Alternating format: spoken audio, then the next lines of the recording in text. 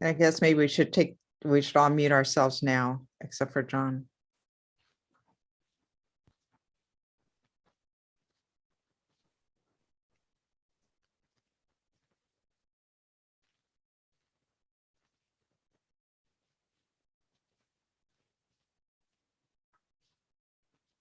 So good afternoon, everyone. I'm Jonathan Bagger, CEO of the American Physical Society and host for today's Delta Phi webinar. I'd like to welcome you and thank you for attending. In today's webinar, 3 members of our community will share their experiences being investigated by the United States government with respect to research security concerns. We will hear the impact that unjust criminal prosecutions have had on our speakers, on their families, their friends, their students, and their colleagues.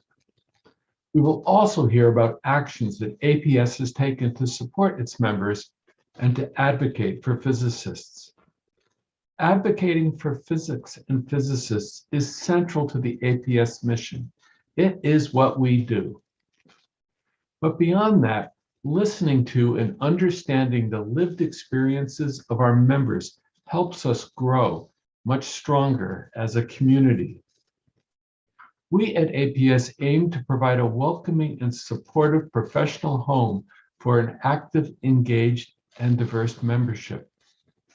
That means we must listen to, strive to understand, and continue to support those who are facing barriers to participating in physics. Today, we are hosting this webinar in cooperation with our partners at the American Institute of Physics, the American Association of Physics Teachers, African American Women in Physics, the Asian American Scholar Forum, Asian Pacific American Justice, the International Organization of Chinese Physicists, the Asian American Academy of Science and Engineering, and the Chinese American Chemical Society. Thank you all for working with us to address this important topic. In conclusion, let me say that these conversations can be difficult and emotional. Therefore, I ask that all participants be mindful of the APS Code of Conduct for meetings and that the discussion be conducted with the dignity and respect that it deserves. Now, I will turn the mic over to APS President, Dr. Frances Hellman. Frances is a professor of physics at the University of California, Berkeley. She is a member of the American Academy of Arts and Sciences and a fellow of the APS. Frances, over to you. Thanks, John. So as APS president, advocating for and supporting others to develop and to realize their research and educational visions is a big part of my commitment to the APS community. It is my hope that listening to the experiences of our speakers in today's webinar will provide the motivation for all of us to advocate and support members of our community. I, along with everybody at APS, am deeply committed to diversity, inclusivity, and equity. Diversity requires that we remove barriers to participation in physics. Inclusivity requires that the physics community is welcoming and just for all. And equity requires that we take action to correct historical and current injustices that impact physicists. During today's webinar, I encourage all of us to note the ways in which we can act on our efforts to increase diversity, inclusivity, and equity in physics, and to reflect on our individual roles in influencing and improving the culture in physics. I will next turn the mic over to APS past president, Jim Gates. Jim is the Ford Foundation Professor of Physics at Brown University and director of the Brown Theoretical Physics Center. Jim is a recipient of the National Medal of Science and was a member of President Obama's Council of Advisors on Science and Technology. Jim, turning it over to you. Thank you very much, Frances, and I welcome our audience to this vital and important webinar. It has been said that for an individual, character is destiny. I believe for an organization, culture is destiny. And so, consistent with this belief, the APS has been carrying out these Delta Phi webinars. We started in the summer of 2020 when the initiative was launched in an effort for the APS to deliberate upon, and if needed, move to transform its culture. It does this by asking three key questions. What are the values of the APS? Aside from producing world-class physics, what are the inputs, outputs, practices, and traditions of the APS? And finally, do answers to these two questions align? And are they in alignment with the APS 2019 strategic plan? The Delta Phi activities are envisioned to be timely and cutting across the society's stovepipes to answer these questions and in a deliberative manner form our culture. Let me now introduce my co-moderator, Professor Andrea Liu. She's the Hepburn Professor of Physics at the University of Pennsylvania, the director of the Center for Soft and Living Matter at UPenn, a member of the National Academy of Sciences, a fellow of the American Physical Society, and the former speaker of the Council of the American Physical Society. So Andrea, please take the microphone. Thanks so much, Jim. Well, I want to start out by thanking you, Jim, for pushing me to organize a series of webinars on issues of concern to Asian American physicists, and for helping every step of the way. I also wanted to thank the APS staff, particularly Midhat Farouk and Dan Hudson, for their hard work on this, even outside normal hours. And especially to thank Geraldine Cochran, whose commitment to diversity has led her to work really hard on organizing this, and she's given great advice throughout all of it. So thank you, Geraldine. And I really also want to thank the entire APS leadership for their tremendous support on this issue. So this is the third Delta Phi webinar that I've helped organize on this and on the related subject of immigration and visas. And before I introduce the speakers, I just want to say a few words about why I've chosen to spend so much time on this. I was born in the US, and unlike probably almost everybody of my age in physics, I have actually never even been to China. And my only scientific connection there is a former postdoc who's now faculty there. So why am I so worked up about these investigations over Chinese collaborations? Well, the first reason is because of my parents. Many of the researchers who have been investigated remind me of my parents, who were born in China, fled to Taiwan with their families during the Communist Revolution in 1949 as young teenagers, and then came here for graduate school and stayed. My father was actually a condensed matter theorist.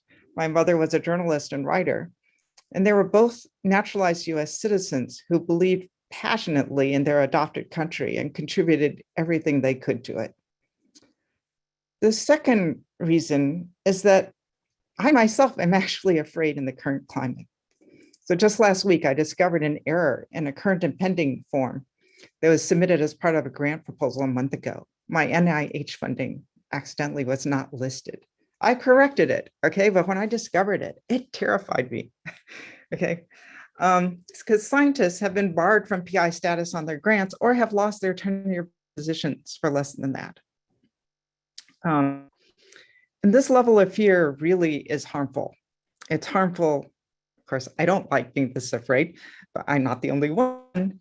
And it's hurting us, because I think in the end, the reason really why I'm spending all this time on it is because I really believe in the US scientific system.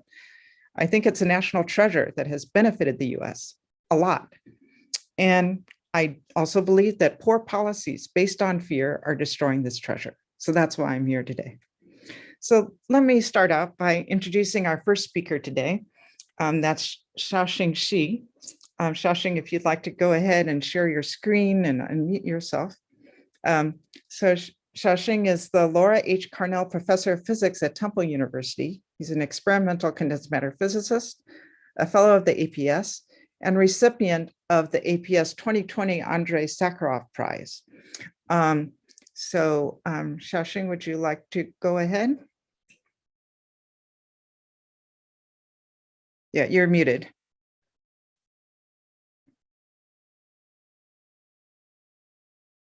Yeah, you're still muted, and you need to, yeah, you're going to share your screen. Thank you, Andrea. And I would like to thank the APS for giving us the opportunity to talk about our personal experiences here. And first of all, it is a great honor for me to be on the same webinar with Professor Anming Hu and Professor Gang Chen. I have great admiration and respect for your courage and determination to fight for justice till the very end. I know how hard it is because I myself have been falsely charged by the federal government. You have won your cases, not just for yourself. You have won them for all scientists of Chinese descent, and you are our heroes. My ordeal started on May 21st, 2015. FBI agents showed up at my house before 7 o'clock in the morning. They pounded my door and put handcuffs on me when I opened it. Armed agents in bulletproof vests burst into my house, running about and shouting, "FBI, FBI." They pointed their guns at my wife and 2 daughters and ordered them to walk out of their bedrooms with their hands raised. My younger daughter was only 12 years old at that time. When they took me away in front of my family, I had no idea when I would see them again. I grew up during the Cultural Revolution in China. It was not unusual then that people got taken away and could not see their family for a long time. At the FBI field office, I was subjected to DNA sampling, mugshot, and fingerprinting. At the US Marshal Service jail, I was ordered to strip naked and bend over against the wall so that a US Marshal could inspect whether I hid anything in my body. At the end of a 2-hour interrogation, the FBI agents finally told me that I was charged for having shared a US company technology called Pocket Heater with Chinese collaborators. I said immediately, that's absurd. The fact is that I had never shared the Pocket Heater information with anyone in China. There were 4 counts in the indictment against me based on 4 emails I sent from my Temple University email address to colleagues in China. None of the emails talked about the Pocket Heater. They were about my own published research. Further, the Pocket Heater was invented by a German professor in the 1990s and was well known publicly. After leading experts in my research field provided affidavits to affirm that I had never shared a Pocket Heater in technology with China, the government dropped the case on September 11th, almost 4 months after my arrest. Even though the case was dropped, I do not wish any innocent people to go through the same nightmare as I did. Imagine that one day I was a respected researcher and the department chair and enjoyed family time just like any ordinary American. Overnight, I was painted as a Chinese spy all over the news and the internet, and I faced the possibility of up to 80 years in prison and a $1 million fine. I would lose everything I had worked for over 30 years, career, reputation, and a livelihood. Day in and day out, the stress piled up. In addition, we did not know how we would pay for the mounting legal fees. At the darkest moment, the fear that we may not be able to hold on for very long seemed too real. A few days after my case was dropped, I was in Washington, D.C. to attend a couple of public events and visit members of the Congress. In the morning of September 16th, I went for a jog on the National Mall and along Pennsylvania Avenue, passing numerous landmarks along the way. Once back in the hotel, I took up a pen and wrote the words on this slide. I decided that as a Chinese American, I have the right and the obligations to speak up, telling people my story and encouraging people to fight against injustice. When the APS awarded me the 2020 Andrei Sakharov Prize for doing this, I was deeply moved. In fact, the APS has been consistently supporting its members who are negatively impacted by the government's policy on research security, and I'm proud to call the APS my professional home. Unfortunately, the DOJ has never stopped presuming Chinese professors, scientists, and students guilty of being spies for China. Non-traditional collectors is the term they use for them. They did, however, change their tactics of how to charge them over the years. After the failed cases against me, there were a few years with few cases, one in 2016 and one in 2017, both related to small companies on SBIR STTR grants, and one in 2018 for discrepancies in travel reimbursement receipts. Then in November 2018, the Department of Justice established the China Initiative, and more than a dozen professors have been charged under that program, mostly for non-disclosure of China ties. As someone who has been watching closely, I can see very clearly that non-disclosure is just a convenient pretense the DOJ uses to go after Chinese scientists. According to a former federal prosecutor, the DOJ has weaponized grant disclosure because it thinks Chinese professors are spies for China, but cannot prove it. A former FBI agent said that charges like this are meant to disrupt and damage Chinese professors. Facing growing criticism from members of the Congress, civil rights organizations, and the scientific community, including letters from the APS and from Stanford faculty members organized by our physicist colleagues, the DOJ finally ended the China Initiative in February of this year. Unfortunately, the DOJ said that they did so to avoid the harmful perception that the initiative has generated, and insisted that no China Initiative decision was made based on bias or prejudice of any kind. The senior US senator from Florida said, the Department of Justice canceled the China Initiative because a band of woke activists smeared it as racist and xenophobic. In fact, as recently as on January 27th of this year at the APS annual leadership meeting, a senior FBI official said that their largest concerns are still non-traditional collectors. He said China is advancing its national security goals through the access to the US academic community, and the FBI wants to stop it. In other words, Chinese scholars and students are spies, and the FBI wants to stop academic exchanges with China. The continued prosecution of Professor Franklin Tao of University of Kansas after the end of the China Initiative epitomizes the DOJ's continued abuse of justice. The former prosecutor who prosecuted Tao said at the time, "We disrupted the transfer of American intellectual property to China by discontinuing Dr. Tao's ability to transfer that information. They have no evidence that Professor Tao transferred or intended to transfer American intellectual property to China. Instead, he was charged for not disclosing his employment in China. He did not have employment in China. He had an offer that he did not accept." The prosecutor told the jury at the trial that the government is not required to prove Professor Tao was paid for his collaborative work at the Chinese university because people typically don't work for free. Stopping academic exchanges with China is the DOJ's goal. Non-disclosure is just one of any shams they will use to achieve their goals.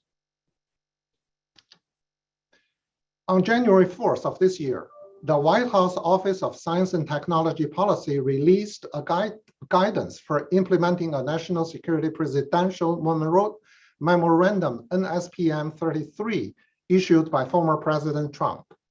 It has a heavy emphasis on clear disclosure policies. In my opinion, overemphasis on disclosure means don't collaborate with scientists in China. During a recent engagement hour with OSTP, I presented this slide and urged OSTP to repudiate the policies of the FBI and DOJ that calls Chinese professors, scientists, and students non-traditional spies for China, and the policies of the NIH, which has aggressively removed over 100 scientists from its ecosystem and considers it a success. I ask the participants to think seriously whether we want the FBI to run American science or we want people who know science to run American science. People have asked me, what can we do in the face of such challenges? My answer is, speak up. We may have to stop all academic exchanges with China. We may have to have no Chinese students in our groups. We may still be charged with the next thing the DOJ weaponizes. However, we can speak up and push back. It is up to us to tell the public that unfair treatment of scientists of Chinese descent is wrong, and such policies damage American leadership in science and technology. The Stanford letter to the Attorney General for ending the China Initiative and identical or similar letters signed by more than 1,000 faculty members at other universities are a great example. I had no doubt that they have contributed to the ending of the China Initiative. So speak up and push back. Thank you. Now I pass it back to you, Andrea. Thank you so much, Xiaoxing. Thank you very much. These are very powerful stories. The next one is from Anming Hu, who's on the faculty of the Department of Mechanical, Aerospace, and Biomedical Engineering at UT Knoxville. But I want to mention that all his degrees are actually earned in physics. So Anming, please go ahead. I see you're sharing your screen. Great. You want to put it, go ahead to slide mode. Great. Thank you. Go ahead. Thanks, Andrea. Thanks, APS, for giving me this opportunity to share my story and speak to a wide audience. My name is Anming Hu. I'm a Chinese Canadian scientist in nanotechnology. I grew up in the rural village in China with a strong passion for science. After obtaining the 2 PhD in physics, I moved to US from Canada in 2013 and become a professor at the University of Tennessee, Knoxville. Let me briefly summarize the wrongful prosecution against me. So on April 24, 2018, when FBI first came to my office and questioned my research and collaboration, I didn't feel too much fear because international collaboration is essential for the open science. I don't think I did anything wrong. Moreover, my research is pure fundamental research, which means will be published and shared broadly. This makes it irrelevant to national security. Finally, they asked me whether you are the Chinese 1,000 trillion plan member. I told the FBI agent I'm not, but they didn't trust me. Rather start the undercover surveillance on me. Then on February 27, 2020, I was waked by the theory of the heavy knocking on my door. Still in my pajama, I opened the door and 8 FBI agents burst into my house and arrested me. They informed me that I was being charged with wire fraud and false statement. At that moment, I couldn't understand what happened. I thought that must have been a mistake. But within the same day, I was put into the jail and was immediately suspended by my university. The government charged me with the wire fraud based on the accusation that I failed to disclose my affiliation with a Chinese university on a university form in connection with the 2 research grants from the NASA. This disclosed form wasn't part of the grant application itself, but for the UDCAT faculty annual review. Also, according to the UDCAT faculty handbook, I didn't need to report this short-term affiliation in that form. Despite my adhesion to my university's disclosure policy, I was charged with a federal crime and then placed under the house arrest, separated from my family.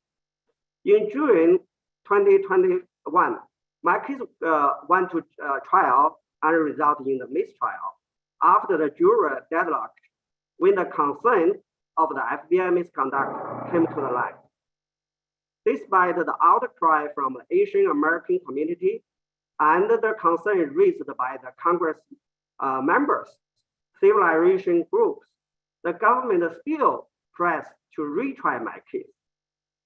In September 2021, I was acquitted of all charges by the federal judge after finding that the evidence present during the trial was not sufficient for the juror to convict me on any of the charges brought against me. It is critical to highlight the wrongful accusation and racial profiling in my case. Although I was acquitted, the main point here is that what happened to me is part of a broad pattern of racial targeting and profiling of scientists and researchers of Asian descent who are facing mass investigation, surveillance, criminal prosecution in similar situations. The China Initiative was originally means to combat economic espionage and trade secret theft, but in practice, it was scrutinized and treat Asian American scientists as suspects based on their race, ethnicity, or ancestry, created numerous fear across our community. The FBI agent started my case by the Google search of my summer seminar in China on a website and translated the Chinese material with the Google translation. Prior to my arrest, the FBI conduct undercover surveillance and follow me for over a year and a half to find any evidence of the economic espionage, and in the effort to catch a spy. They even followed my college student son. They didn't find any evidence and any other criminal activity. Let me repeat. They didn't find any evidence of economic espionage and any other criminal activity after the 1.5 year surveillance.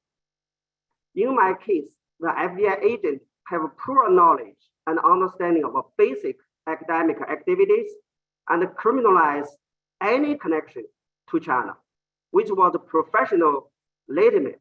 For example, conducting a peer review for an academic journal is part of the daily routine work of a professor. It is possible for us to receive a couple of the invitation to review manuscript for publication every day. So FBI checked thousands of my email and hundreds of manuscripts I reviewed. They found the one manuscript I reviewed, especially for the journal of the alloy and compound, a well-known German academic journal. The manuscript was submitted by a couple of Chinese professors. FBI checked those professors' affiliation and found that Chinese institute, the affiliate, also support some of the military program. I didn't know those Chinese professors, nor those Chinese professors directly involved in any military program. But the affiliation to those the Chinese professors whose academic article are peer reviewed for a German academic journal was enough for the FBI to assume I have a direct relationship with the Chinese military. Another ridiculous example is that I offered the graduate student a research assistantship for a PhD degree through my department at the UDK in 2019. And this Chinese student recently graduated from the University of Florida and already lived in the US for 3 years. Before he came to the US, he had the 1 month internship with the Aviation Industry Corporation of China. It's the AVIC. AVIC was on the regulation list of the bureaucracy of industry and security at the US Department of Commerce. FBI twisted a month's internship experience from 3 years ago into a state that I offer a Chinese researcher from the AVIC operation at the UTK. I cannot forget the great pain caused by this unjust prosecution and FBI misconduct. The prosecution devastated every aside of my life. Prior to my arrest, I had hoped to become a US citizen and waiting for the green card at America. I love my job as a professor, which allowed me to share my knowledge with the students while working on my research. Within hours of my arrest, I had lost the career I built all my life to build. The university suspended me without pay and later on terminated my tenure. Overnight, I lost my job, research, and my student. After being under the house arrest, I struggle with my physical and mental health. I have the diabetes too and need regular medical care, but for a long time, I was not allowed to see a doctor or even go to the deck of my own house to get the fresh air. I was treated like a prisoner, and my house was a jail cell. Lost my job and being separated from my family, I become very depressed and very often I question myself, my decision to leave Canada and move to US and devote my life to scientific research in this country. It is a very dark time of my life, but I refuse to give up. I committed to fight against this injustice and prove my innocence. So after the loss of nearly 2 years of my life and career, I went back to the UTK on February 1st, 2022. Getting back to the work and living in the normal life making me feel like the reloading of a new life. I also felt it is the start point for hearing. I'm lucky that I can continue my career as a scientist and educator, but I will be brief in speak out to share my story so that people can better understand my case and understand what was wrong with the China initiative. I hope the truth will help avoid a similar case from happening again in the near future. But even as I speak today, other scientists and researchers are waiting for trial or in the court proceedings. I'm happy that the government has ended the China initiative.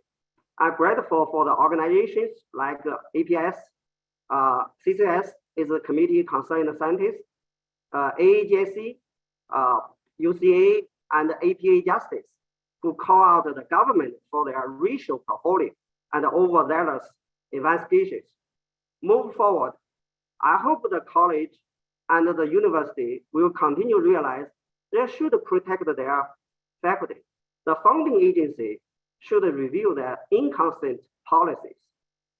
Now that the China initiative is ended, the government should never racial profiling any other for their country of origin or tied to that country. I'm the victim of the China initiative. I want every American to know our contributions as the Asian Americans and immigrants to this country.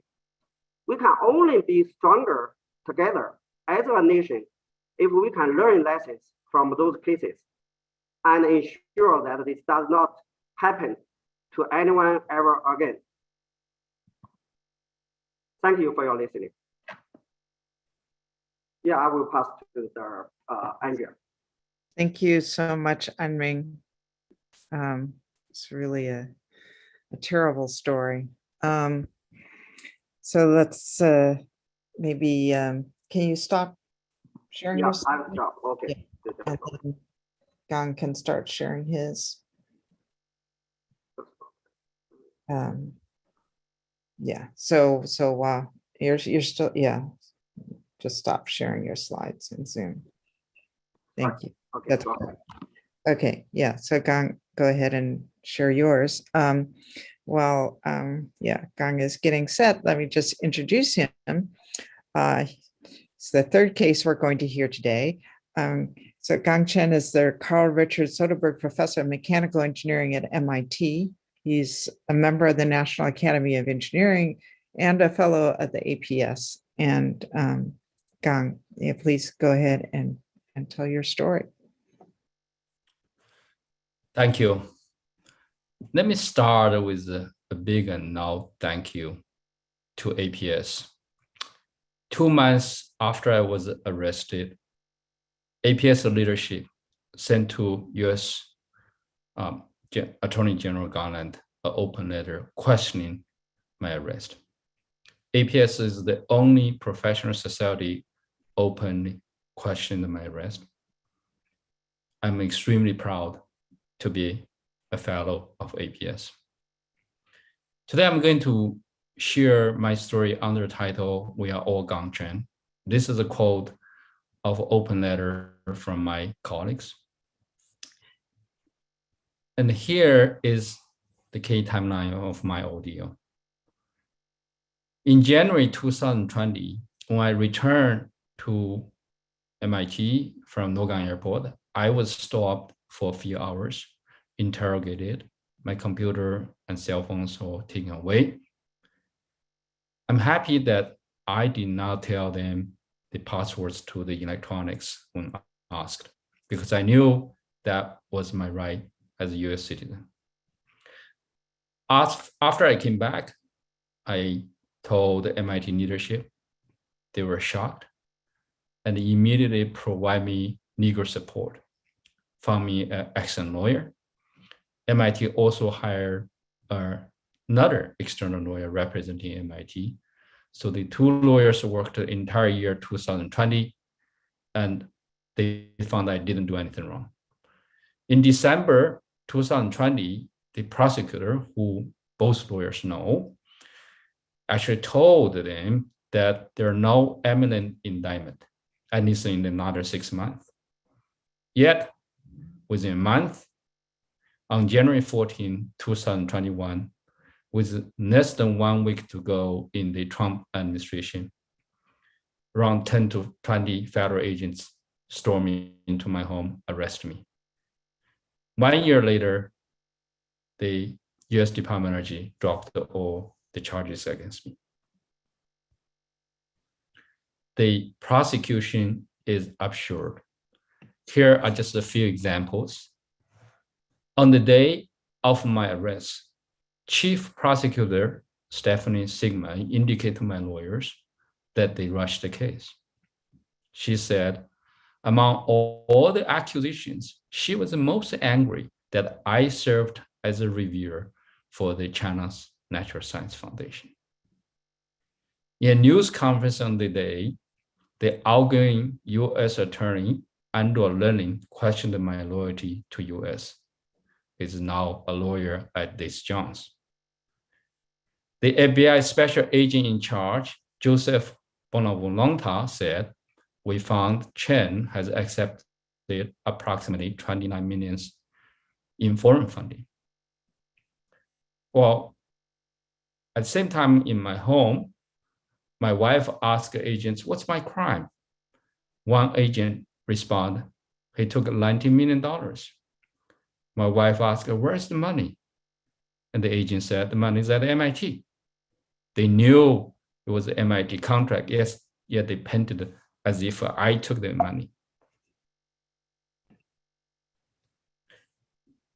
I summarized many of these distorted accusations into 7 misconducts.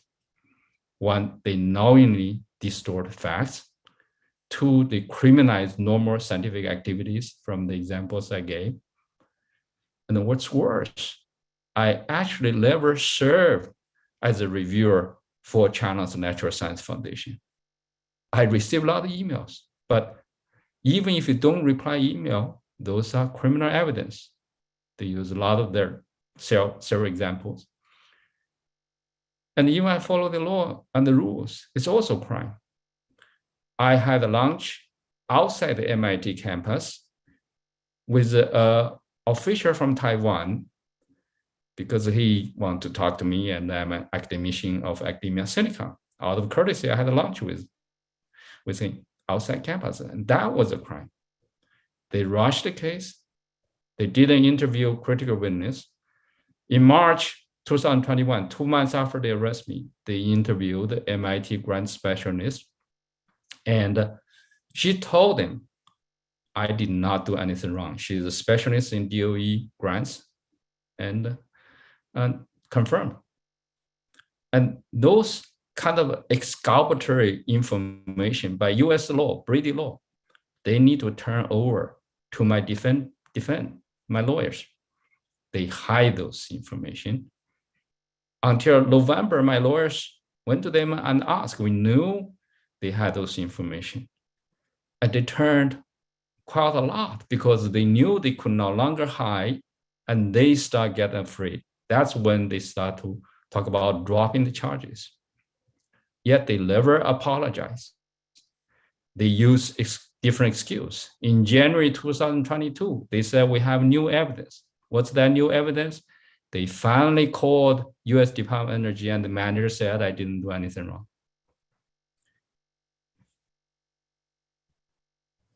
I must say, despite the ordeal, I'm the luckiest one among the unlucky ones. MIT saved me, and people saved me. MIT paid my legal fee. On the day of my arrest, MIT President Raphael Reif wrote to MIT, for all of us who know Gang, this news is surprising, deeply distressing, and hard to understand. MIT Professor Xiaoxing, who did not know that MIT was supporting me, my lawyer, and he immediately sprang into action. He said, he told me later, when the lightning struck, I acted on it. On the night of my arrest, he analyzed the criminal complaint and watched the news conference and made a slide deck. Called the faculty the next day. The last slide of his deck is a poem of Martin Niemöller, who spent 7 years in Nazi concentration camp. So read this poem. First, they came for the communists, socialists, and I did not speak out because I was not a socialist. Then they came for the trade unionists, and I did not speak out because I was not a trade unionist. And then they came for the Jews, and I did not speak out because I was not a Jew. And then they came to me, and there was no one left to speak for me. MIT faculty spoke out. They analyzed the complaint and pointed out the flaws, and with a resounding statement, we are all Gang Chen. Over 200 MIT faculty signed up on the letter. That's over 20%. And that changed everything. So this is a slide made actually by Xiaoxing's daughter. On the left, you can see the day I was arrested, what's the headline? Terrible depiction of me. On the right, you can see this is after MIT open letter, everything changed. The media has turned around, and in my friends, Zhigang Shuo's own word, the media had never had a chance after. In fact, Zhigang told me the light New York reporter, Alan Berry, called him, and he complained to her their reporting. And Alan told him, we're news media, we report news. When a professor is arrested, that's big news. So we report it. Now I'm talking to you, and we will do further investigation. That was a big revelation. And Zhigang has since then been really outspoken on using his Twitter tool. And I received wide support from community. Professor Jeff Schleider started an online petition with nearly 1,500 signatures. We are all Gang Chen. My daughter Karen's GoFundMe reached its goal in the first day. And we're now working on donating these funds to nonprofit organizations support people in similar plights. Professor Chris Dames published the open letter in defense of Gang Chen, in defense of academic freedom, signed by my former group members and the friends. and we received regular gifts, message from group members, colleagues, some via mail, some left in front of the door. I mentioned the APS, and there are many other organizations, APA Justice, AASF, AAJSA, Committee 100. And that led to congressional hearing, congressional inquiry, and Stanford's open letter, Winds of Freedom, that were signed by several thousand faculty members from over 200 US universities. That led to the end of China Initiative. But as Xiaoxing already mentioned, and I said, this is what my lawyer told me, the government will never admit mistake. That's what my also say. The perception of lower standard is not perception. The MIT Technology Review has data to show this is a systematic racism. And the damage already done. For myself, I had 15 students postdoc before. Now I have 1 student and 2 postdoc. I lost critical continuity, and we cannot get rid of nightmares, and we are constantly fearful. A colleague of mine is leaving, and they said 3 of his friends, who are professors, left the US already, citing my case broke the last straw. A recent survey of Asian American Scholar Forum of almost 1,400 US professors show that 64% of the survey is fearful of our own government. 67% is considered even the country. 90% think it's more difficult to recruit international talents than 5 years ago. We are losing talents. We are deterring talents from coming. Here are 2 quotes from my friends. I have told my kids, be prepared to take care of their mom when they take me away. Another friend said, everything they accused of you can be said of me. If FBI Director Christopher Reed said that they open a China-related case every 10 hours, it won't take long before they come to me. The fear is widespread.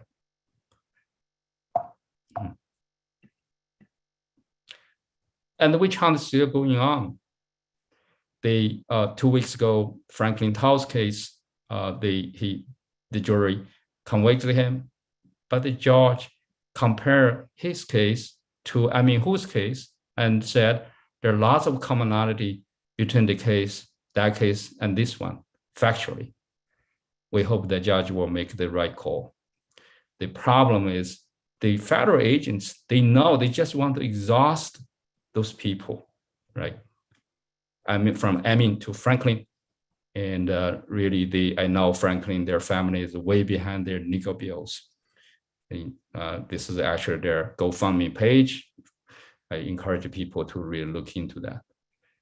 After my case was dropped, FBI recently visited a colleague home. A professor from another university called me and told me he was stopped at the airport. He thanked me because I said, we have the right not to tell them the password. And Xiao Mingxing's case is going on trial next week.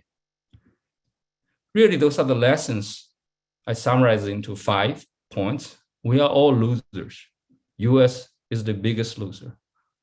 Leaders from university, professional society, industry should stand out and protect our researchers. The funding agents need to learn lessons too. For individuals, we need to know our right. Do not talk to federal agents without a lawyer. Politics impact everyone. We must speak out. Let me end by quoting Martin Luther King, who wrote from jail, "Injustice anywhere is a threat to justice everywhere." Thank you.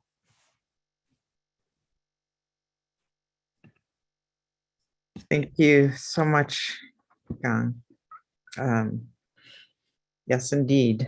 They're all Gang Chen and Anming Hu and Xiaoxing Xi as well. So thank you. And we'll now turn to talking about what the APS has done on this issue. So we'll start with Phil Buxbaum, who's the Marguerite Blake Wilbur Professor in the Natural Sciences and Professor of Photon Science at Stanford. He's a member of the National Academy of Sciences. He's the 2020 recipient of the APS Norman F. Ramsey Prize and former president of the APS. So Phil, please go ahead. Thanks, Andrea. And I'd of course really like to thank my three colleagues, Gang, Xiaoxing, and Anming, for sharing their experiences. These discussions are important. All three were falsely accused, falsely arrested because of their connections to science in China. But the implications are broader, and our community is justifiably very concerned. The long-standing American tradition of government-guaranteed freedom to pursue open science wherever we find it, a tradition that led to decades of unrivaled innovation and scientific progress, and that attracted the best young minds from around the world to build their academic careers and their startup businesses here in the United States. This appears to be at a crossroads. Now, in our highly connected, technology-driven world, there are bad actors, companies, and even countries that seek to steal what they can't innovate. But this is something that's even more pernicious. Our own government suspects that some of us basic research scientists are also engaged in espionage. The FBI and others in government have voiced their suspicions that some of us are non-traditional collectors working for a rival government that seeks unfair and unearned advantage over our country and threatens our way of life. In this narrative that they're spinning, those of us who are not complicit are just too naive to see what's happening. In short, the government no longer trusts us, their own science community. This is the change in attitude, this loss of trust that led in November 2018 to the China Initiative by the Department of Justice. And it also has led to executive orders, such as the January 2021 National Security Presidential Memorandum 33, this has already been mentioned, which directs all agencies to tighten their research security. And it's led to other actions too, such as Presidential Proclamation 10043. This is a restriction that's still in place on immigration from students who are deemed to have graduated from the wrong universities in China. We, the APS community, have been speaking out about the significant harm done by this overreach. Not only the specific harm done to some of our colleagues, as we've heard, which is bad enough, but a much more broad, long-lasting harm to the innovation engine itself, as America becomes perceived as unwelcoming to the next generation of graduate students and postdocs who seek the best place to do their science. APS has been measuring this effect as it's happening, and it's scary. So my main message is that when we, the physics community, speak out with a unified voice about the harm done by this overreach and injustice, we can be heard and we can make a difference. Our efforts through APS pointed out that the China Initiative of the Department of Justice was not only unjust, but also counterproductive to the well-being of science in the country. We carried this message to the government on multiple levels through letters and meetings, the White House, Department of Justice, the FBI, in 2 different presidential administrations, and through 4 different APS presidencies and counting. 2021 APS President Jim Gates wrote to Attorney General Merrick Garland last September, yet again calling for an end to the China Initiative, refocusing on true espionage instead of simply going after academic research, resolving non-criminal breaches of scientific ethics through protocols established by the community, and establishing safeguards against racial profiling. And when Attorney General Garland announced the termination of the China Initiative a couple of months ago, most of those changes were echoed in the description of the plan going forward. So it takes persistence, but our voices really do matter. The presidential order, this NSPM 33 that directed all agencies to tighten their research security, we've been speaking directly to the agencies that are charged to respond to this and to the White House. to push that the new policies not damage the science community's ability to carry out fundamental science in the most open way. And our work to encourage that these new protocols strengthen rather than weaken our ability to pursue research. This has had an effect.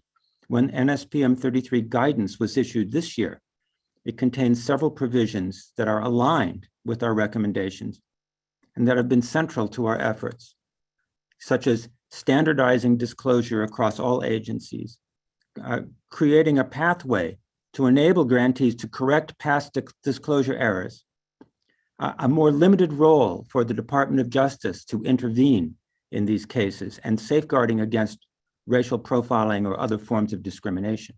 But as we've heard, we really do have more to do.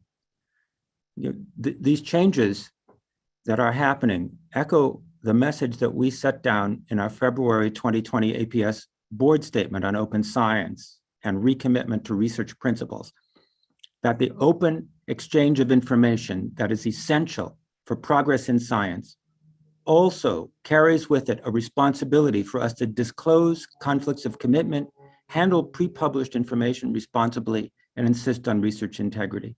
As we've heard today, the FBI's pursuit of academics under the China Initiative may have ended, but existing cases are still in the courts.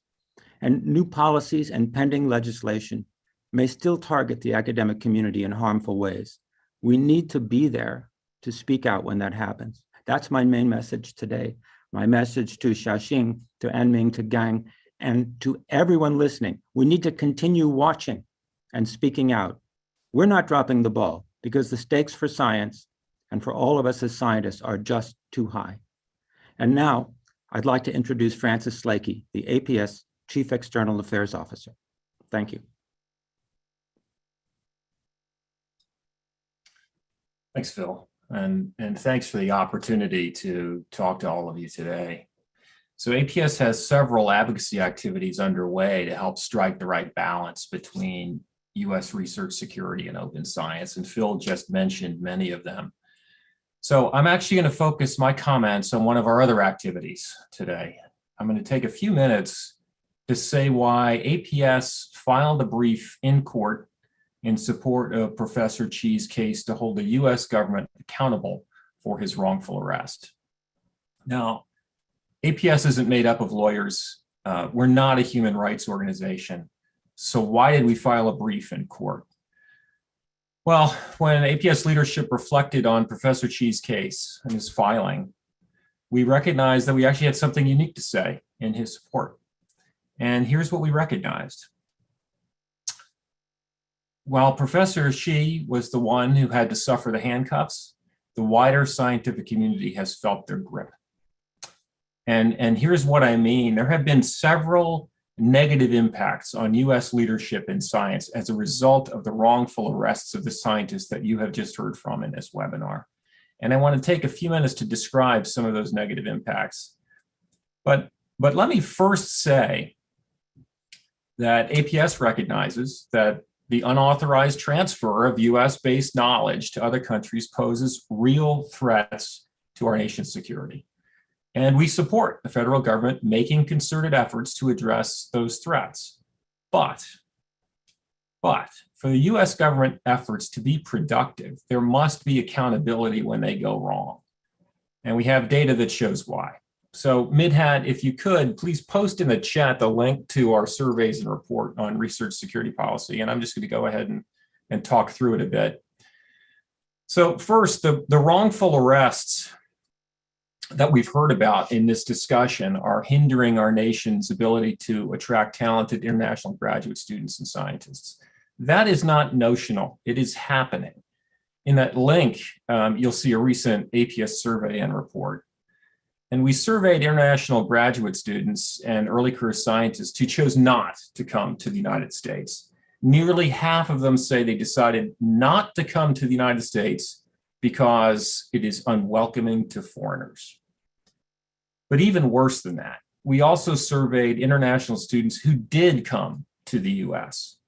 And more than 40% of them say that the US government's current response to research security makes it likely that they will choose to leave the United States. So half who aren't here say the US is unwelcoming, and nearly half of those who are here say they're likely to leave. So those results are devastating. And I think they are a clear indication that the US government's current approach to research security, which includes the wrongful arrests of the scientists that we have heard from in this webinar, they're having a negative impact on US's ability to retain and attract international scientific talent. So that's one major concern that APS has, but there's a second concern. The wrongful arrests that we've heard about today are having a chilling effect on international scientific collaborations that would otherwise benefit the United States. Again, this is not notional, it's happening. So in that same link that was posted, according to the survey results, nearly 20% of physics professionals in the US have withdrawn from international collaborations due to federal research security actions. Now, they're not ceasing international collaborations because they've done anything wrong. Some university professors are being advised by administrators to cease collaborations with China simply to avoid the possibility of scrutiny from federal science agencies. Now, to remain competitive, the United States has to capitalize on two key advantages: being a destination of choice for the world's talented students and researchers, and two, providing an environment that encourages collaboration. Unfortunately, the wrongful arrest of scientists that we've heard from on this webinar contribute to the loss of both of those advantages. That's evident in the surveys that I just mentioned, but put another way, the wrongful arrests echo across the scientific community, and they do broad damage to the US. Which brings me to why APS filed a brief in court to support Professor Xi's case to hold the US government accountable for his wrongful arrest. So if the lack of accountability for the wrongful arrests were to continue, then the international perception would understandably be that the US government is unconcerned by its harmful mistakes. And the international view would be that the wrongful arrests could continue to occur, and those negative views would continue to damage US science. So the negative impacts of the injustice and the ethnic profiling that's been done by the wrongful arrests needs to be replaced by justice and accountability. And it's for those reasons that APS supports Professor Xi's case to hold the government accountable for his wrongful arrest. It's for those reasons that the APS stands with Professor Xi. Thank you. Thank you so much, Slake, for everything you and the rest of the APS leadership is doing on this issue. Really appreciate that.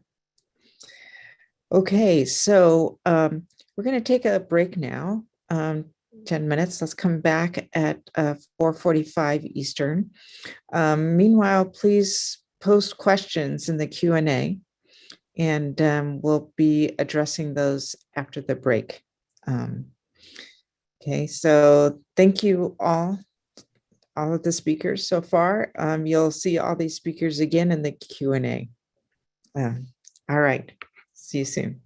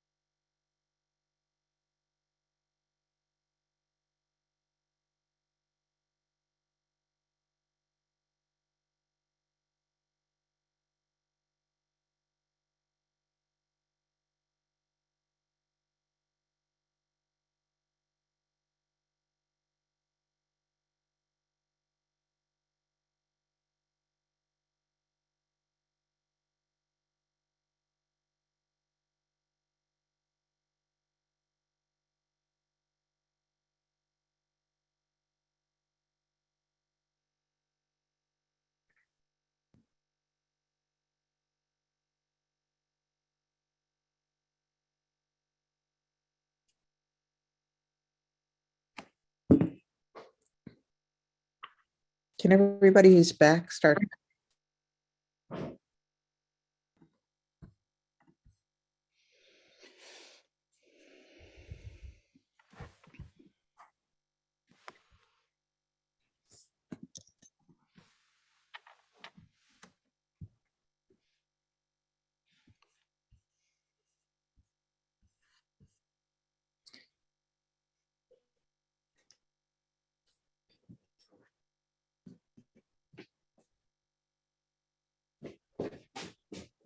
Okay, Jim, are you back?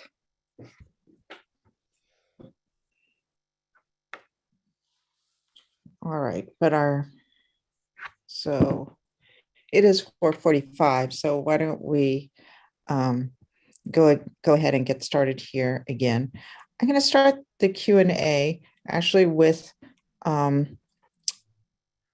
statement made by Professor Edward Benyus, who's a professor of oboe and conducting at the Southern Illinois University at Carbondale. He'll be speaking on behalf of his colleague, Xiaoxing Xi, whose trial under the China Initiative is set to begin next week. So, Ed, would you like to go ahead and speak now? Yes, thank you. Can you hear me okay? Yes. Thank you for the opportunity to speak to the APS today about my friend and Southern Illinois University colleague, Dr. Mingxing Xiao.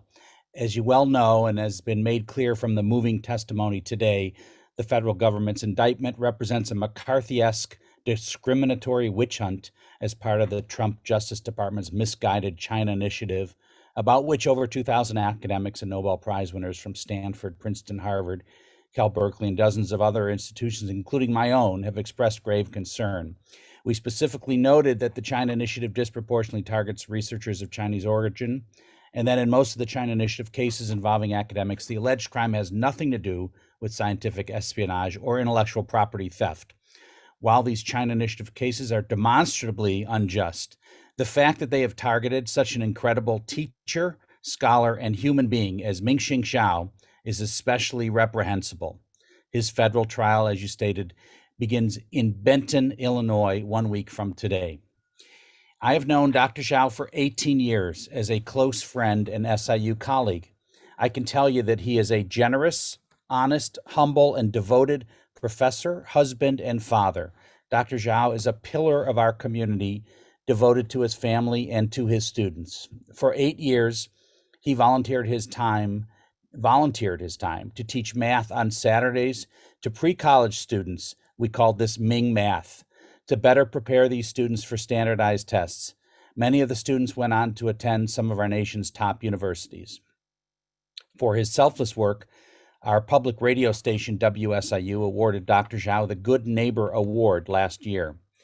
Dr. Xiao has been a resident of this country for 30 years and a proud American citizen since 2006. The evidence at trial will show that he was only doing his job for SIU and that he did nothing wrong or illegal. Dr. Xiao's case is the perfect example of how the China Initiative went wrong. The government has alleged that he failed to disclose his affiliations with Chinese universities, that he received a grant from China, and that he willfully failed to disclose a Chinese bank account. The evidence will show all of these to be untrue. Dr. Xiao has had to expend his life savings to defend himself from these unjust charges, which frankly are a threat to any of us who apply for federal funding. Can you imagine having to spend your life savings to defend your liberty and your livelihood simply for doing your job? Motions filed by Dr. Xiao's attorneys last fall, along with attachments, including his NSF grant proposal that is at the crux of the government's allegations, describe in more detail the government's unjust prosecution of Dr. Xiao. Specifically in his case, there are no allegations of espionage or intellectual property theft, no allegations. Dr. Xiao's research is in fundamental mathematics, the results of which have and will be available to anyone. Dr. Xiao is simply doing his job to help SIU, which named him the College of Science Outstanding Scholar in 2016. Dr. Xiao fully disclosed his affiliations with Chinese universities, connections he made on SIU's behalf to recruit students. Moreover, SIU has been working with Chinese universities for decades to attract students. More than a few of our upper administrators have traveled to China over the past 20 years, entering MOUs with Chinese universities, trying to bring students to SIU, which has been steadily losing students. In fact, the former director of SIU's Center for International Education told me that SIU has been engaging with China academically since before Kissinger met Mao in 1972. Moreover, building upon Dr. Xiao's attempts to recruit students to SIU from Shenzhen University, SIU sent administrators to Shenzhen multiple times to recruit students to SIU. Dr. Xiao never received another grant from China, and the government's unable to provide any evidence to the contrary. Dr. Xiao never received any money personally from the NSF grant in question.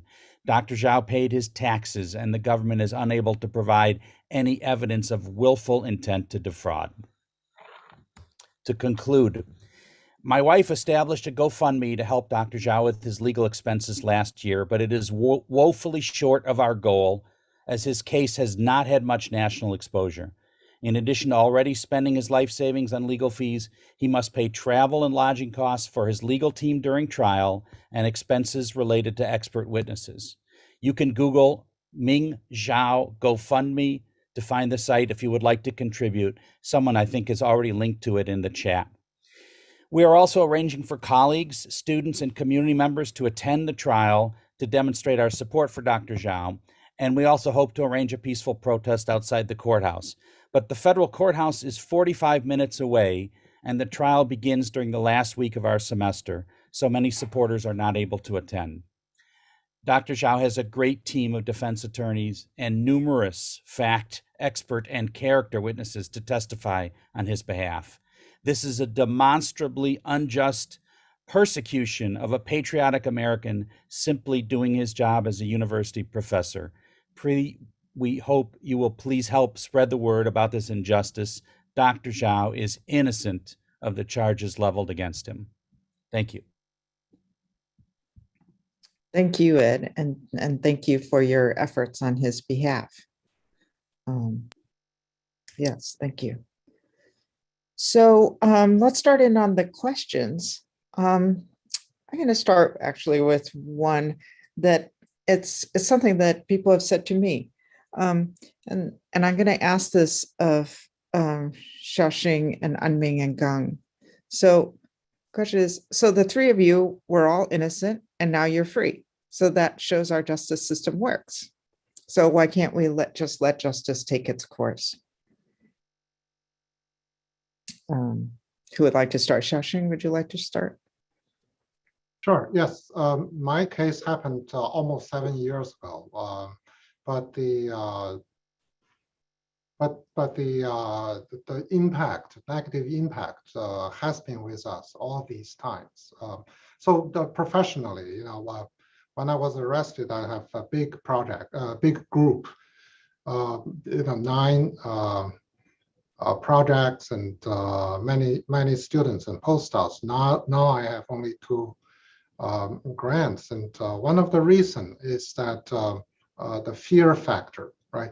The fact that we went through the process, we know how the government can twist the facts to charge people. Then that's fair. That fear is with you all your life. So every time when I apply for funding, fill some forms, or even when I manage my research every day, everything that I'm scared, because anything if I do wrong, not perfect, as you mentioned, right? When you submit a proposal, you forget to put one of the grant in the current and pending support, or let's see, if we are certifying effort of certain percentage of this person spend in this project or that project. I mean, if you get the percentage wrong, or if you get something wrong, right? And for me, it scared me to death. And so this is not just me, but for my family as well. So every time we send emails or we have phone calls, we always worry if the government is listening the phone call or read our emails that something we said wrong will cause trouble for us.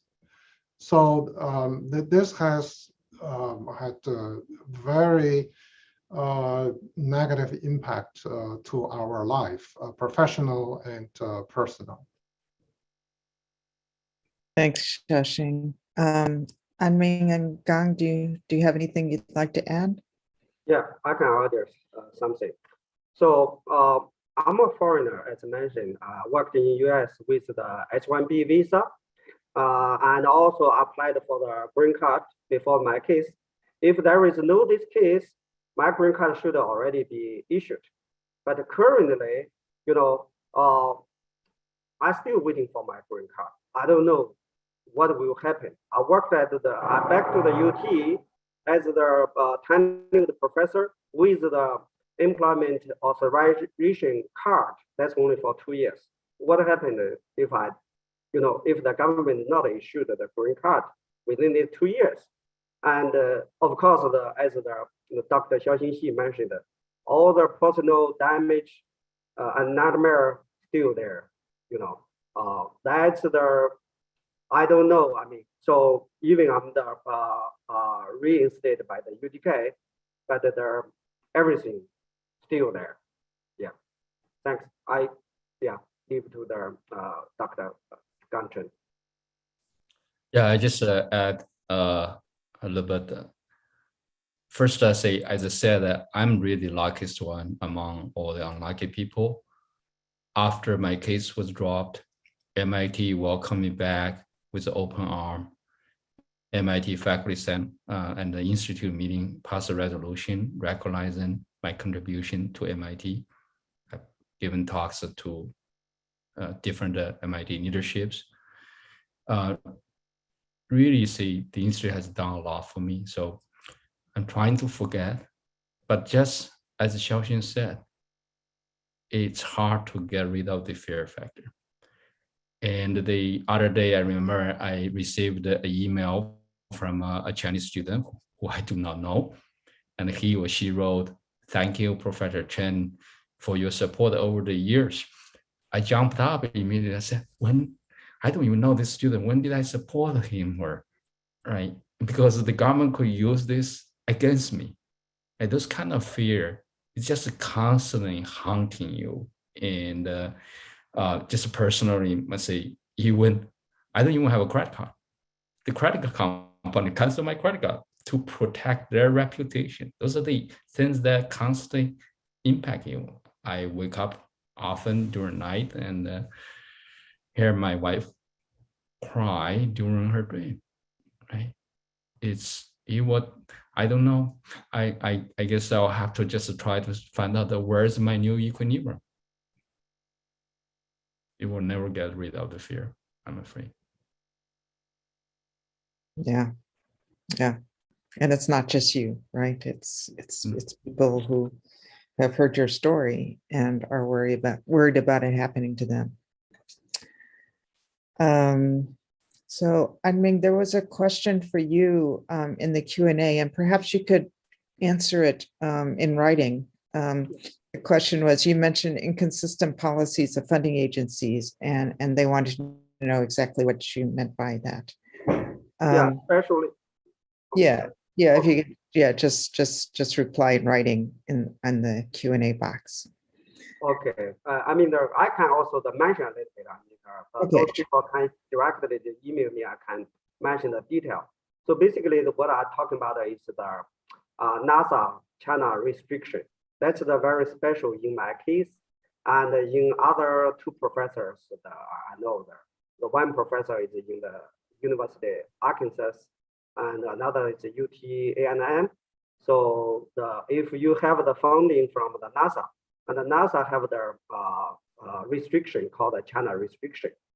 So, when I applied for the NASA funding, I directly sent the letter to the NASA agent and also to the UDK. I see I have a Chinese collaboration. If I get fund, I will collaborate with Chinese. But they say, okay, you cannot use this letter. You cannot collaborate with China professors for this project, but then not stop me, right? So later on, and if you read my indictment, they just say I hide Chinese affiliation. So in fact, I don't want to mention too much. During the trial, we already present.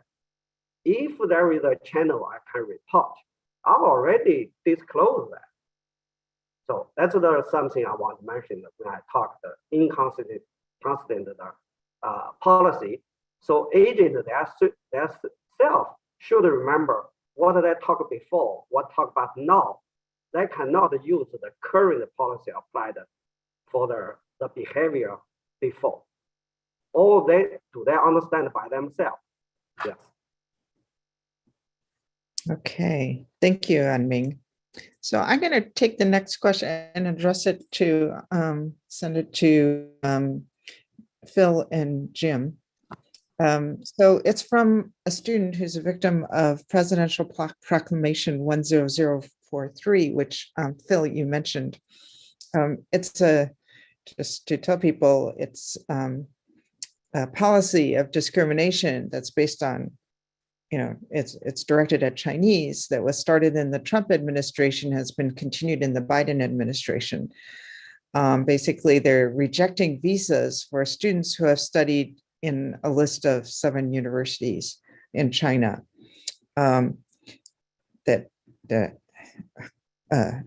with military ties. So there is very clear presumption of guilt against, every single Chinese student who has studied at these institutions, and it bans tens of thousands of Chinese graduates per year from getting F or J visas, totally destroying their dreams. So the student is asking, do you have suggestions about how to fight against this and how to mobilize more people and resources to help support these students?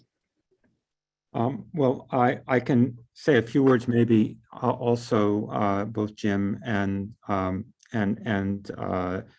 Slakey would have something to say about it. There, of course, in our discussions when I was in APS leadership as president and past president, we brought this up.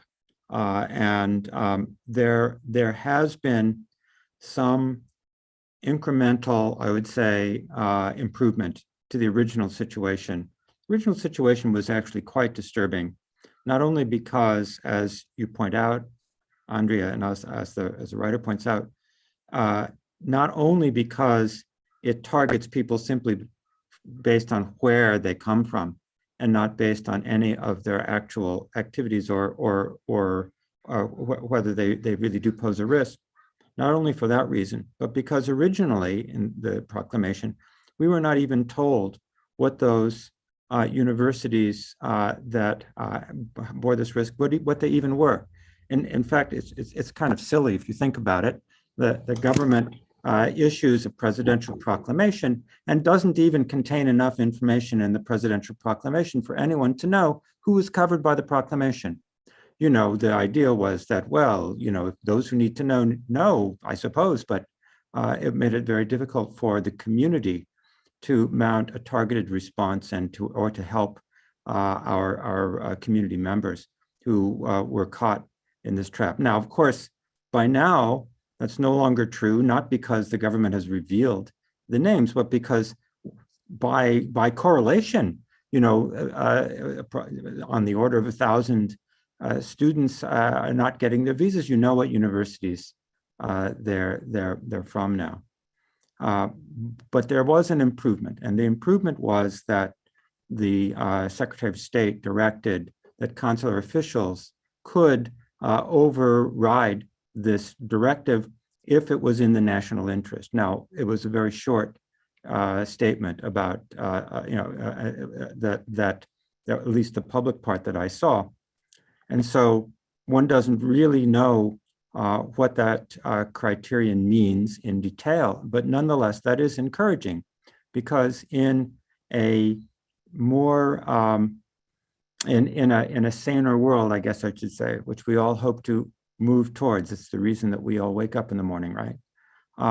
That would be very broadly interpreted that as a student coming to the United States, because MIT wants them to go to graduate school here and get a PhD, are doing something that's in the vital interests of the US. But we don't know exactly how that will be interpreted. I don't know that I don't think I'm saying anything that the student that the person who wrote this Q&A, they probably know everything I just said. Perhaps other people listening don't, and I don't know therefore that I've been much help, but at least I can shed that additional light on it. And Jim, would you like to? Yes, I would like to weigh in here. First of all, thank you, Andrea, for leading us through this difficult and very important and needful webinar. What I'd like to respond to students is that we have started this fight early. Phil and I were talking to the Trump administration's National Security Council before there was even a name for this thing called the China Initiative. We recognized what was happening. We had conversations, and we will continue to fight.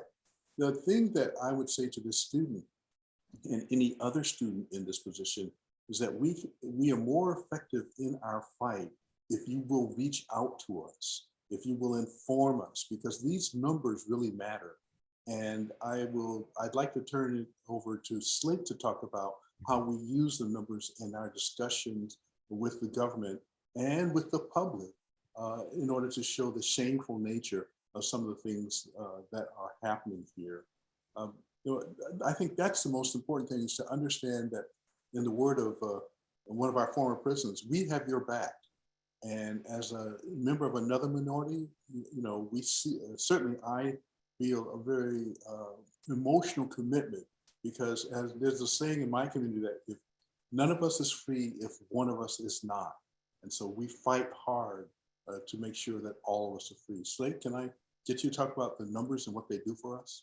Sure, I'm happy to add this. Look, the China Initiative has ended in its current form, but we're still suffering from other policies. And I would say that the one that APS is probably the most concerned about right now is Presidential Proclamation 10043. So we have actually gotten a number of stories of particular students who've had their visa rejected by a US consulate in China, and that rejection cited the Proclamation 10043 as a reason of rejection.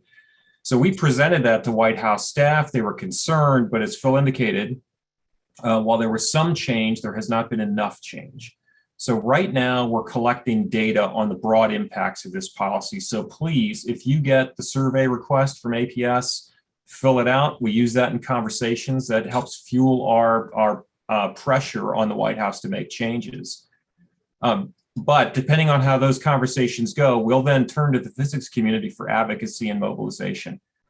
In the past, when we've done that, up to 3,000 APS members have responded with personalized letters, with phone calls, with meetings with congressional staff.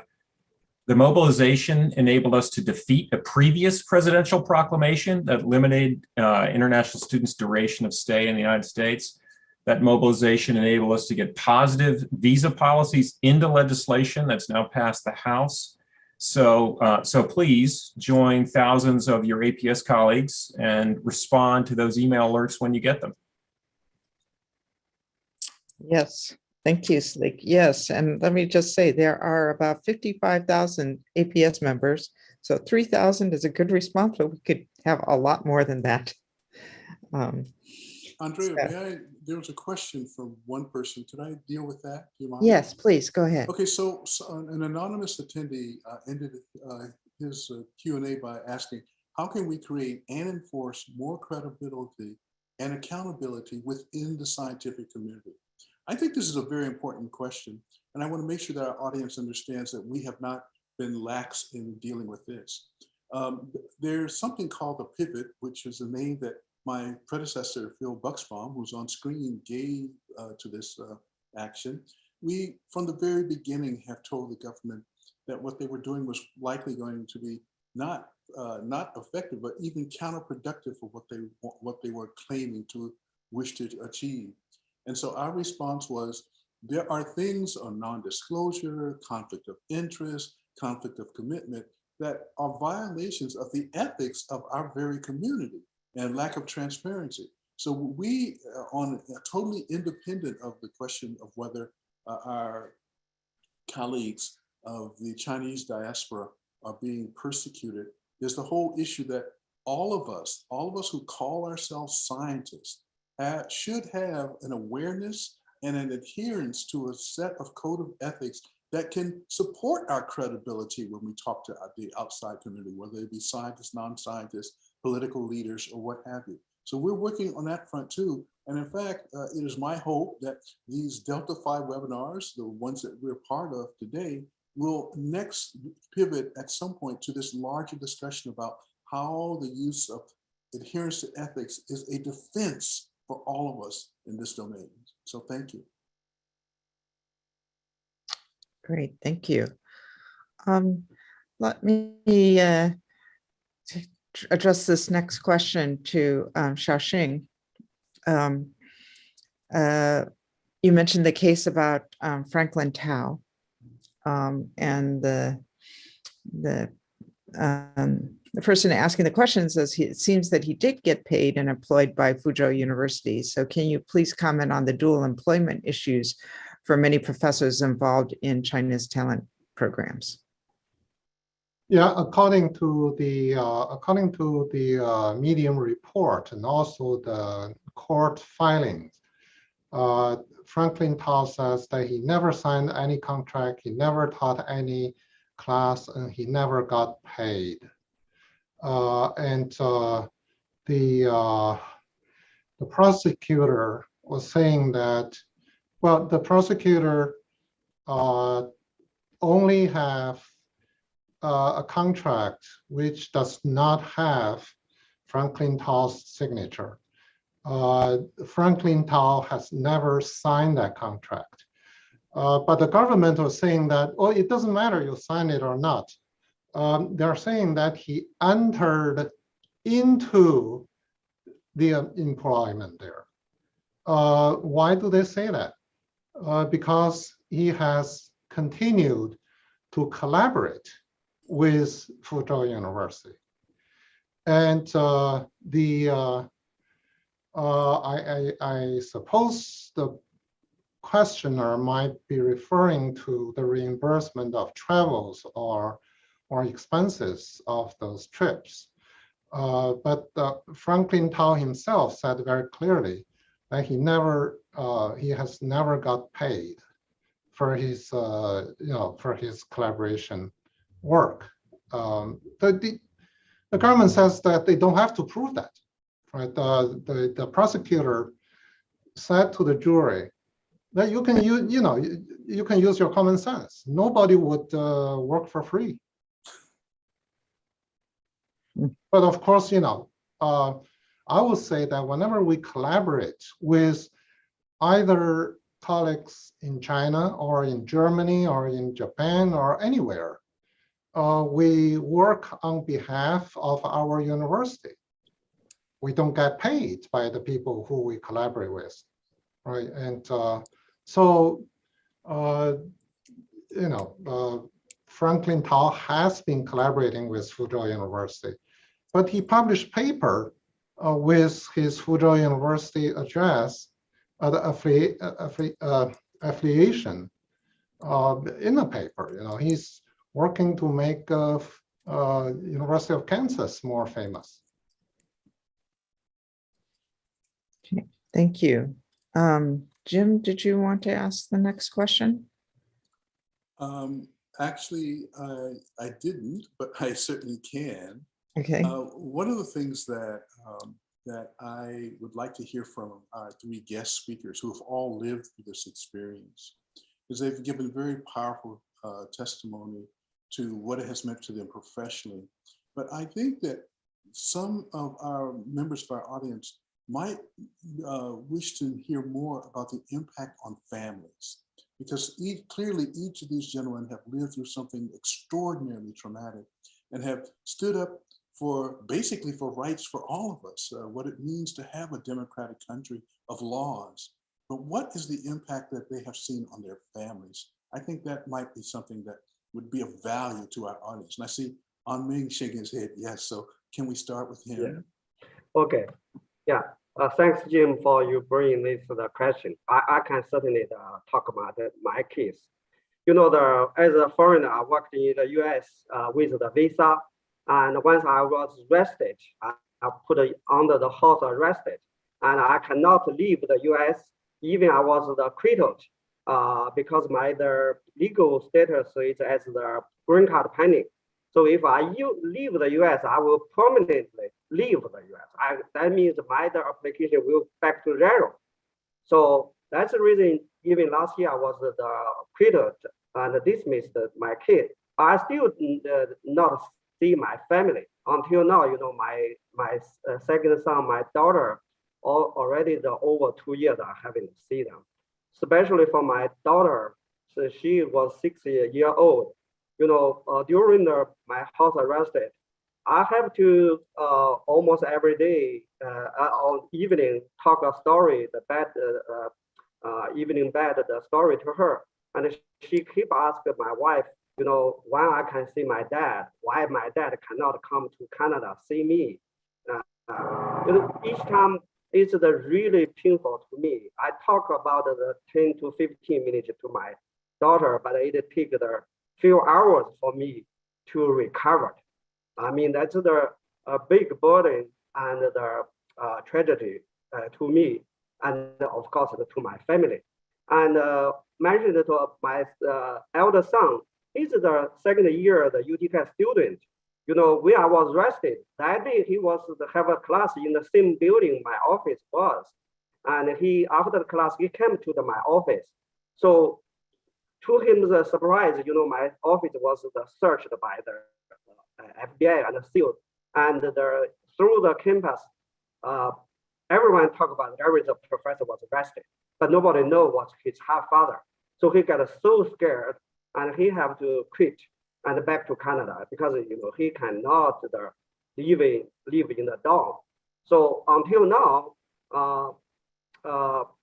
in the beginning, once I was dismissed, my wife called me, say, I mean, you need to immediately run away. Okay, U.S. is so dangerous.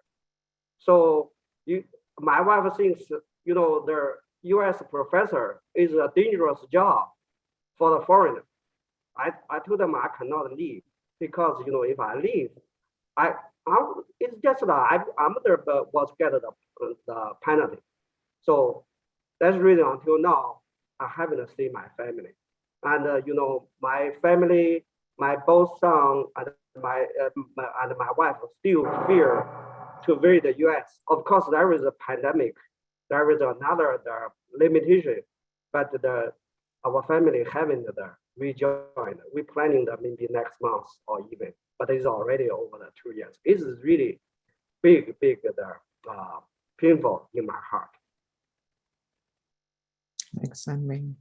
Gang, did you want to add to that? Talking family is always hard. It's again, I say I'm the luckiest, and during the past year, the court order for me was to stay in Massachusetts, so I could still walk around town like Anming, and I took a walk with my wife every day, and we kept to remind ourselves that I grew up in China's cultural illusion. We heard a lot of horror stories, and we don't want that to repeat on us. Not of people committed suicide during intellectuals, right? And we were determined it won't happen to us. And we encourage each other.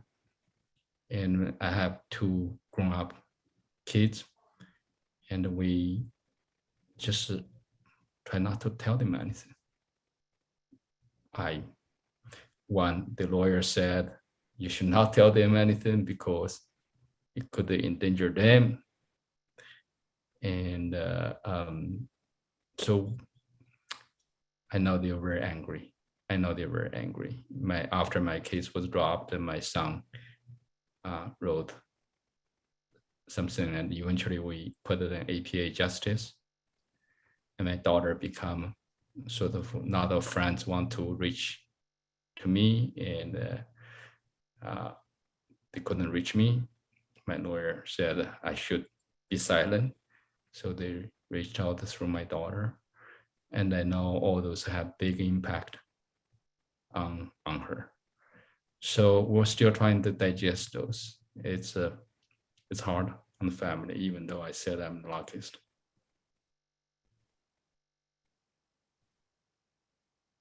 Yeah. Xiaoxing, would you like to add to that? Well, you know, my case happened almost 7 years ago, and whenever people get charged, like Anming, like a Gang, you know, what you heard from them, that was exactly what happened to us.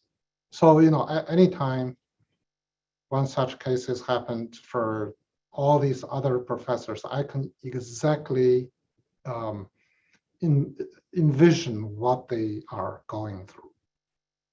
It's very hard. It's very tough. Like what Gang said, we knew that I was innocent. However, we also knew that we could still lose and go to jail and everything. So that was very, very frustrating. And exactly like what Gang said, that we decide not to tell our older daughter, who's in college, very much wanted to help, but we didn't want to get her into the case. So it was very frustrating for every one of us. So the as I said, it's just day after day. So you know, my case was 4 months before the government dropped the case. You know, for Gang, it was, I believe, a year, and for Anming, it was 2 years or much longer. I mean, it was tough. So that's why I really admire them for fighting till the end instead of pleading guilty, like many people did. You know, I cannot blame them for pleading guilty because, you know, it's tough.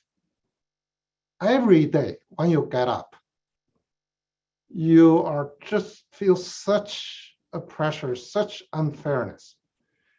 And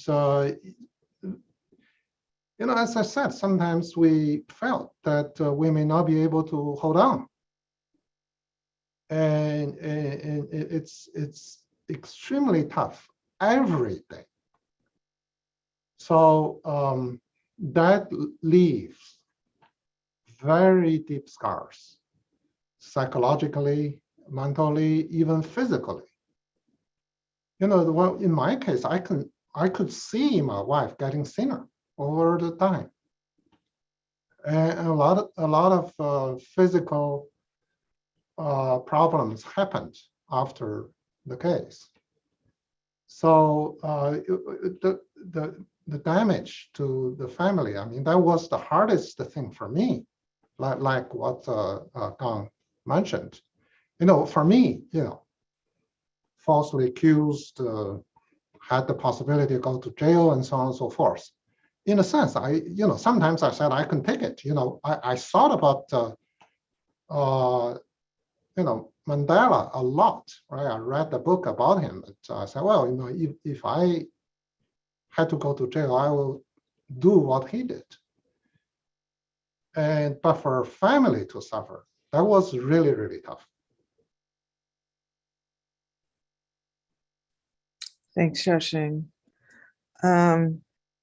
So there's a question in the Q&A, the very last one, which would like some numbers. I don't know if one of the three of you could provide that. How many people were arrested on the China Initiative? Were any of them found guilty of espionage? Have there been additional arrests since the cancellation of the China Initiative in February 2022? I'm sorry for the technical error I made so that people couldn't see the slides that I prepared. I already shared it. I hope that can be shared with everyone. there is a list there listing, I think that has the cases after the China initiative as well as before. So the list started from 2013, and the total is like 21 cases on that list, all university professors. And I have to say that 7 of them, including mine, Anming, and Gang Chen's case, were either dismissed or dropped or acquitted. So there is a list on that slide. I'm sorry that I didn't share it. Were any of them found guilty of espionage? Well, nobody was guilty of espionage, and Charles Lieber was convicted for tax or for a false statement and tax problem. There were a few who pleaded guilty. You know, as I said, they didn't plead guilty because they knew they were wrong or they thought it was fair. Just because, you know, sometimes there are many cases people just didn't have money to fight on, and sometimes people just felt they want to move on, so they plead to something very minor. Okay, Anming, do you wanted to add to that? Yes, Andrea. I just want to add a few points to the Dr. Xiaoxing Xi. In fact, there is a very good collection by the APA Justice. So in the APA Justice, the website, you know, Jeremy Wu worked pretty hard and collected a lot of material there. And I suggest that the people can visit the website. I don't think that's the full list because, you know, government didn't release some cases, but some cases they found already list that included, you know, Dr. Xiaoxing Xi, Dr. Gang Chen, and my case, and some of the ongoing the case. Yeah, thanks. Can I add? Yes. Yeah, no, I think Anming made a very good case that for every case that was charged, there were many, many more where the FBI raided their house or you know, interrogated them, and so the number of people who are charged are much smaller than the total number of cases. Okay. I would also like to add, I think a good database is MIT Technology Review, and it built a database of how many people were indicted, and also just to echo what Xiaoxing said, I know quite a few people, their home were raided. There are no official indictments, so those are not public information. So those cases are probably a lot, because I know already quite a few. Okay. Well, we're coming a little close to our time. I wanted to ask a question of Slake. One of the questions is, you know, thanking the APS for what it's done and asking what are other professional societies doing? Well, look, they're all finding their own way to respond. I'll say that when we did, for example, the amicus brief, we only found a few that were willing to join us. When we started speaking out on the China initiative, we were very public about it. We started commenting on its negative effects more than a year and a half ago. And at the beginning, we found ourselves alone in that criticism.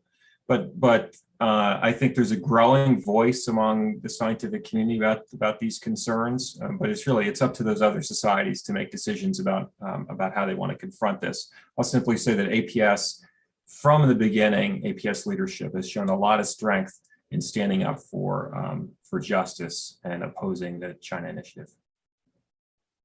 Mm-hmm. Okay.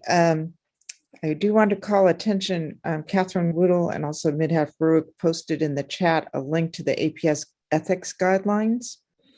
That's very, very important.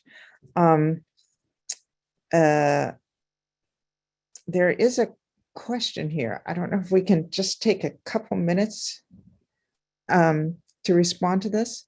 And maybe Phil, you would be the best ones. One is, are there any reasons for the US to be concerned about espionage for other countries? And if so, how would the issue be best addressed? I think there certainly have been cases, legitimate cases of espionage. As a professional society that supports physics, I think there are really two things that we can do. First of all, we need to rededicate ourselves to the historic partnership that exists in the U.S. and in other democratic countries, but particularly in the U.S. We have a partnership with government. Government actually funds our research almost entirely, not entirely, but almost entirely, and for basic research. And we have a responsibility to openness, to disclosure of conflicts of commitment. We have a commitment.